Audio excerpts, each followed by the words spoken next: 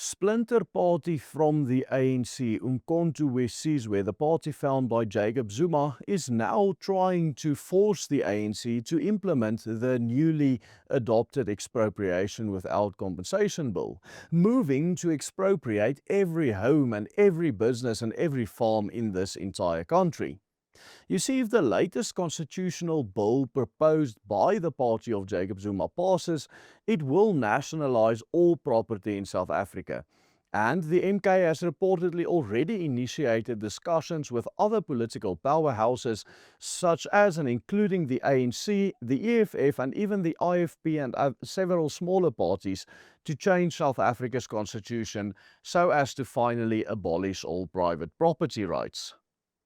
The Umkhonto we Sizwe party, which recently made headlines when it gazetted a notice announcing its intention to completely repeal Section 235 of the South African Constitution, which articulates the right to self-determination for people groups such as Afrikaners and even Zulus,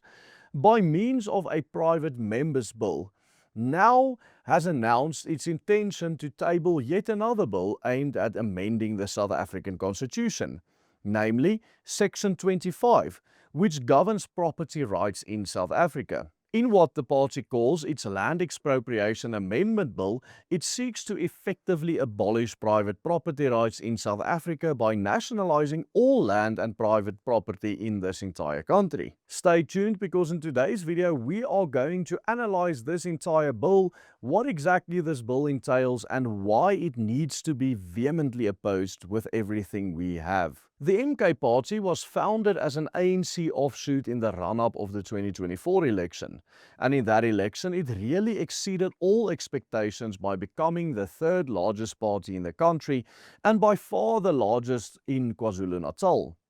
Along with the DA and the ANC, it was the only party in the country to secure over 2 million votes in the election. In fact, it became only the fourth extant party to ever cross that threshold in any South African election, with the only other party being able to do so being the IFP, which only managed to do this very long ago, back in 1994. Like its sister parties, the ANC and the EFF, the MK has positioned itself on the radical Pan-Africanist left, and with Julius Malema increasingly being reduced to irrelevance in the South African political landscape, the MK seems to be spearheading these far-left initiatives at the moment, with the EFF losing traction. Now, in addition to its attack on self-determination, which in essence specifically targets Afrikaner settlements such as Kleinfontein just outside of Pretoria and Orania in the Northern Cape, in addition to Western Cape independence movements, it now wants to go full circle with its advocacy for centralized state control by completely abolishing the concept of private property rights in this country altogether. The MK just announced that on the 27th of May this year, it will officially introduce the Constitution Amendment Bill to the Portfolio Committee on Justice and Constitutional Development, which aims to do the following. It will amend Section 25 of the Constitution to remove the possibility of opposition of expropriation without compensation from the equation in the Constitution altogether, thereby making expropriation without compensation of all private property in South Africa necessary and inevitable. It will declare the entire country as the common heritage of all South Africans, which means that the state would henceforth own all property in the country, albeit through collaboration agreements with traditional tribal leaders, especially African royalty. It will extend the dates for restitution of land claims from 1913 back to 1652, which means that it wants to allow for land claims concerning historical events predating the formation of South Africa as a country by around 250 years, back to the first arrival of Dutch settlements at the Cape of Good Hope. It will replace all title deeds with long-term leases, which means that instead of owning their homes, businesses or farms, cart and transport or through a title deed, people would rent everything they have from the state. What is particularly interesting is that by extending restitution claims to the colonial era, the scope of potential land claims in this country would be immensely expanded. To name but one example, in the 1840s, prior to the Orange Free State becoming an independent Afrikaner republic, the British governor at the time, Sir Peregrine Maitland, disposed Boers living in the Trans-Oranje colony areas between the Orange River and the Modder River in what would later become the Free State by dividing that entire region into inalienable Griqua territories. This meant that Boers who had lived and farmed in this area or the so-called inalienable Griqua territories were forced to leave their farms. Those who farmed in so-called alienable Griqua territories, including the family of our head of research here at the Willem Petscher Group, Dr. Adi Sleebusch, now suddenly were forced to pay rent to the Griqua chief Adam Kok for merely farming on their own property. Property on which the Griqua people possibly never even set foot in their entire existence of the people, and which most certainly wasn't taken from them by any of the Boers. The question then becomes whether under the proposed MK Constitutional Amendment Bill, these Free State farmers would be able to file land restitution claims based on being dispossessed by the Griqua people. This is but one example of what the radical implications of this proposed constitutional amendment would actually entail,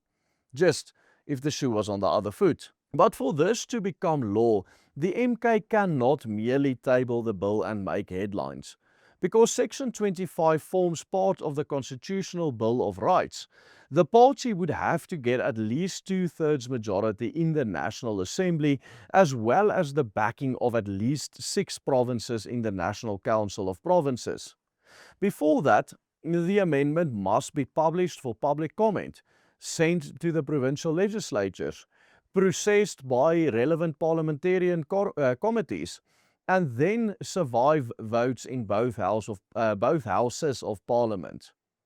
This means that the MK party would have to do far more than rally its own supporters. It would need to build a broad anti-property rights coalition in parliament, pull enough other parties behind it to reach the constitutional threshold, and line up provincial support across most of the provinces of this country. Unfortunately, if we look at the amount of votes that the MK party got alongside its sister parties such as the EFF and the ANC and all the other smaller offshoots of the ANC that existed in this country since the first election in 1994, all of these parties together still form a 2/3 majority in South Africa. This is precisely what the ANC and the EFF initially failed to do with expropriation, before resorting to the Expropriation Act of 2024, which made provision for providing nil compensation or compensation amounting to R0 as a legal form of compensation.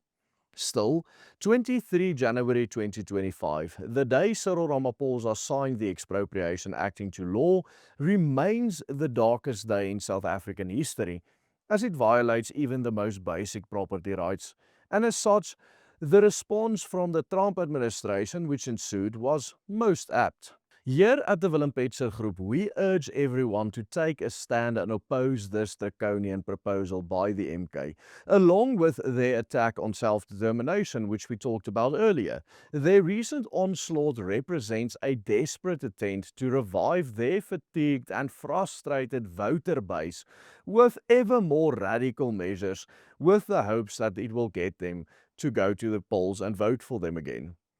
The time to oppose them is now. And that opposition begins with videos such as this one and spreading videos such as this one, as well as the one we released earlier this week concerning their attack on self-determination and Section 235 of the Constitution, which if you haven't seen it yet, you can check it out by clicking on this link appearing on your screen right now. You can also support our work by becoming a paid member of the Willem Petscher Group. Only with your investment in us are we able to continue paying everyone's salaries and produce videos of this quality every single day. Simply follow the easy steps on the banner. Goodbye and God bless.